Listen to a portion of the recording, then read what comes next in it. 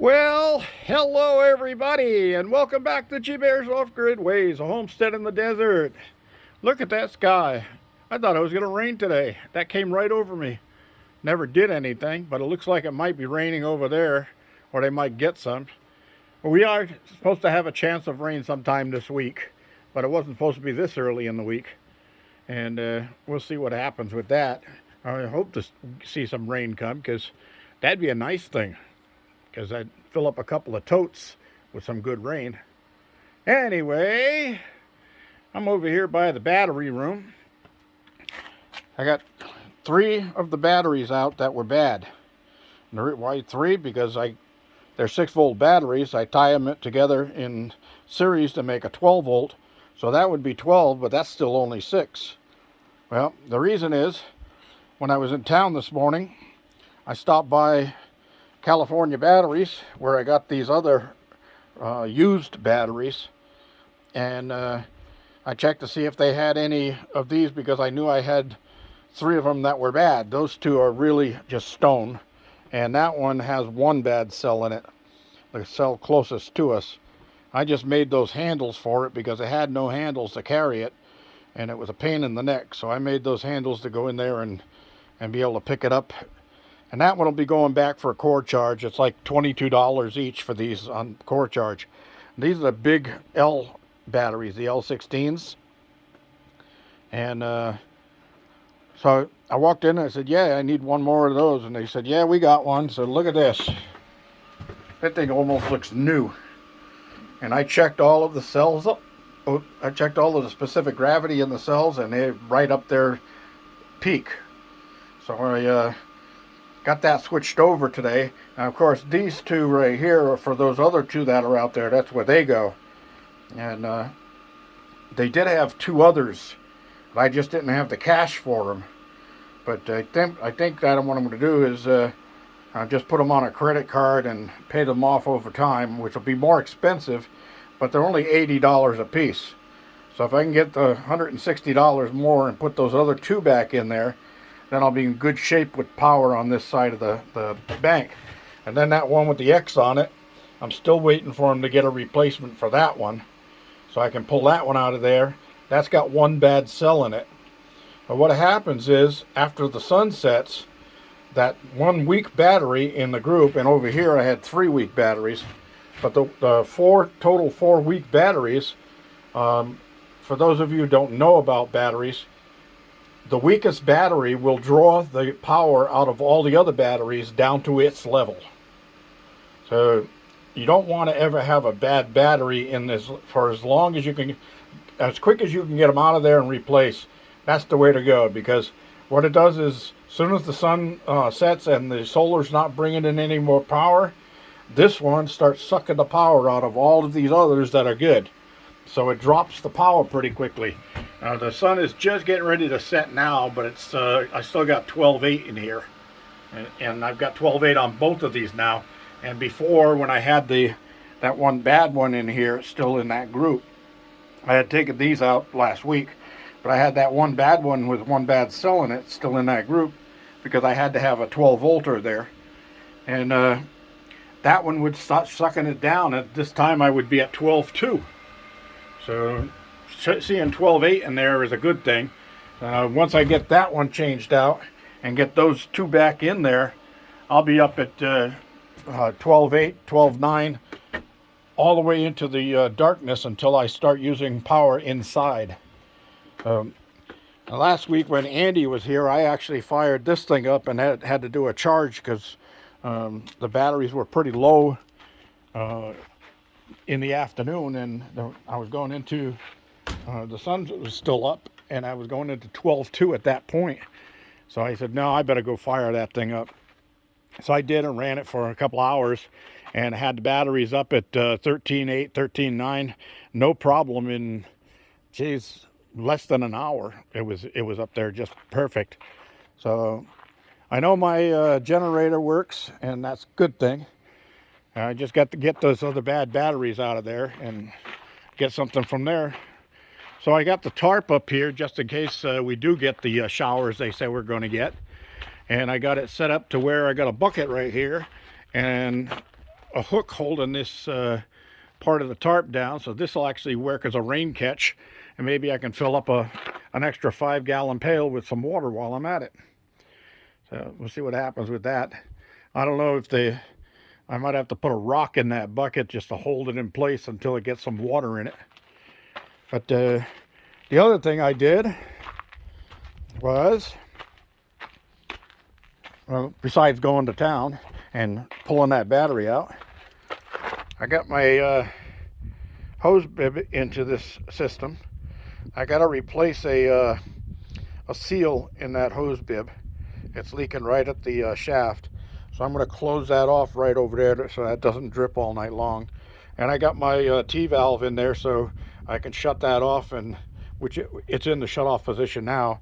So I can actually turn the pump on. And I got the wiring in. There's my junction box. And then the wire comes up and runs across here. And of course goes inside here.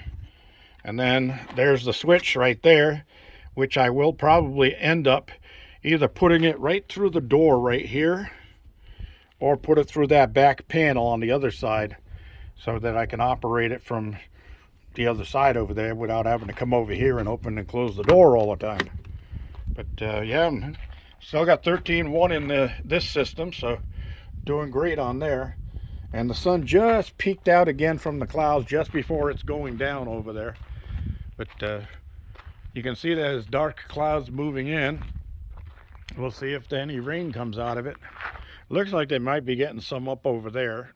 You can see that cloud kind of peeking down a little. But yeah, I hope that rain does come. And I think tomorrow I'm going to work on getting the rest of these taken apart. Now I've got a gray water pit. I'm sure some of you have seen it. Over there where the white barrel is laying inside of there so it doesn't blow away in the winds. And that's weird. We haven't had any winds really here for going on 2 weeks now. I mean, you know, maybe at night a 7 or 10 mile an hour wind, but other than that, nothing. It's been calm all day. Just this little tiny breeze up there. Not even enough to turn the turbine.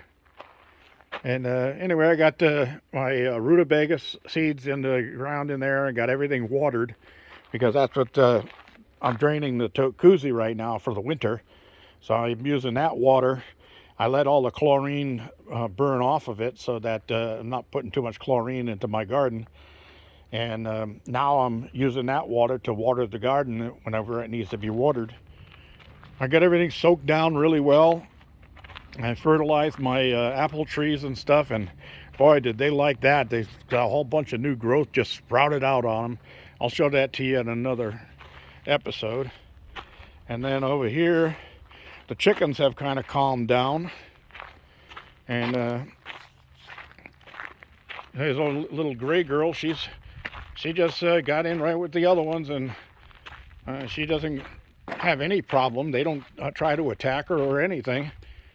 They just all get along there. And see, I'm thinking that that one right there with the black on his back, I think that might be a rooster. But then again, maybe both of those are roosters. I don't know. Kind of weird. Somebody said, look at their feet. The males have bigger feet. I can't really tell a difference in the bigger feet. They all look the same to me.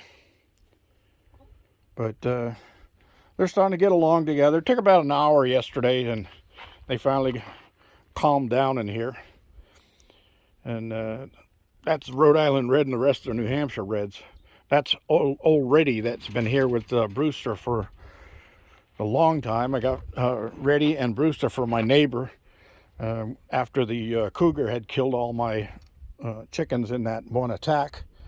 And then I put this metal up down at the bottom so they can't just come through and tear into the screen anymore. And then the barbed wire across all the way around so they won't climb up and try to get in. So that's about all. Just wanted to cover that. Pulled another dozen eggs out today. Got those inside.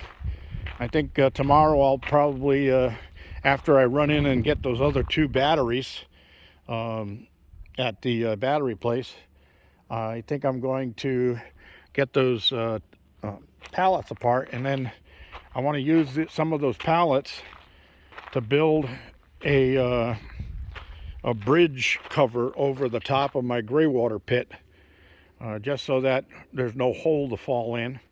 And I'll have to have a pull-up door so I can reach down in there, because I do have a filter screen on the end of my 4-inch pipe that runs over there, and anything that gets down the sink, little food bits or anything like that, get trapped in the filter screen, and I clean that out every now and then. So the only thing that really comes out is just water, and that's why these bushes are nice and green here, because they're getting watered on a regular basis. So anyway, that's about the gist of it.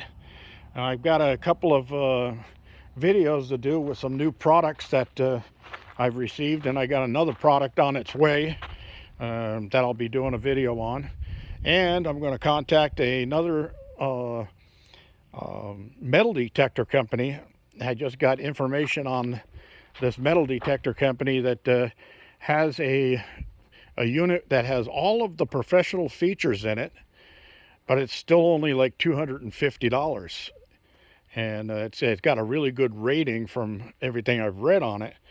But to be sure, because I did hear some stories that they do sell used equipment, and people have received some of them that are used that have grass and dirt and stuff on them. So somebody used it and then returned it, and then they sold it to somebody else. So I want to see if all of that is true. I'm going to contact the company and see if they're interested in letting me do a video review on it, and we'll see how that works out. I'll take another trip down to Lytle Creek with the new metal detector and see how that works. All right, that's about all I have for today, everybody. Thanks for joining me. Don't forget, thumbs up down there. Don't forget to subscribe and share. G Bear signing off.